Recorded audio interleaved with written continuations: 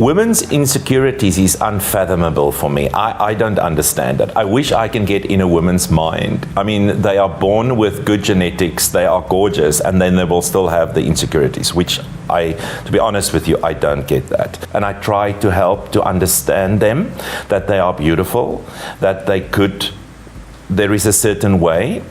They listen. At the end of the day, we come to a very nice balance and an arrangement between what we do, and we are always happy at the end of the day. What we do in a dress with a lady with smaller boobs is we contour the dress. We don't add. I don't personally like to do that. We have a lot of brides that have an issue about their bra size, cup size, or breasts. And the question that we get is, how will they be able to wear a gown without wearing a bra? We specialize in our illusion gowns. What we do not do is we do not buy a bra, cut it off and style the lace on top of a bra.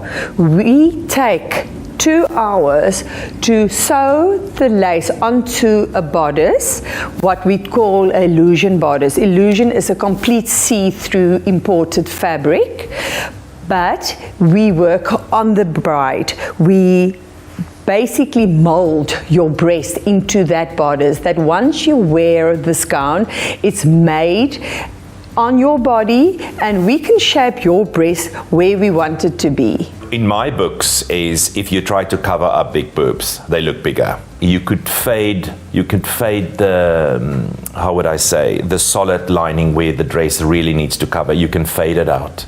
So it means with subtle layering under a top layer, you could actually fade it out. Undergarments plays an important role in certain styles. A good designer will be able to make a gown without you wearing a strapless bra or a cut up bra in your bodice. A gown should be made on the bodice and fitted with bra cups that's sewn into the gown.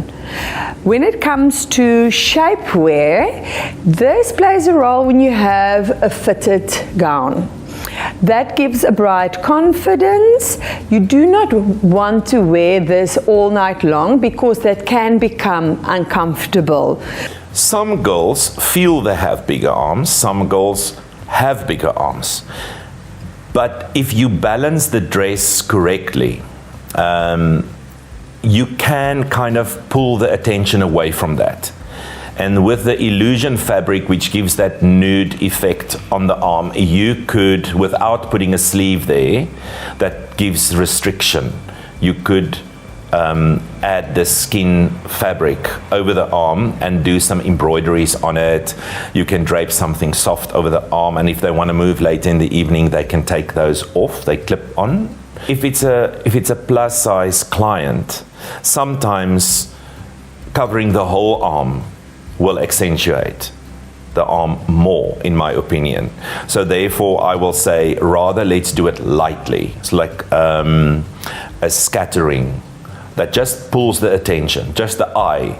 I don't think any girl in today's time and age, is going to worry about a big butt. Some girls will still go for a flowy dress rather than a fitted dress. You do have the odd girl that's not at peace with it. We work with it. We skim the fabric slightly over the hips, softer down. But yeah, most girls I meet with a bigger derriere,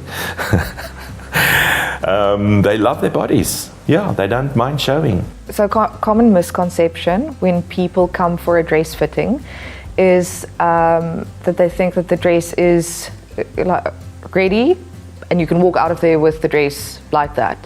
That happens when brides just come to try on dresses to see what styles they want. Some people think that the style will the dress would immediately fit them, but that's not the case. The samples, for example, are made on average measurements that we've seen a lot of brides fit into, but it might not be your exact measurements. So the chances are 99% that you would need to have the dress altered. you can't just walk in and expect to walk out with the dress. Another misconception is mock-up fitting. I always say to brides, do not get your hopes up. Like, have the least amount of expectations for that fitting.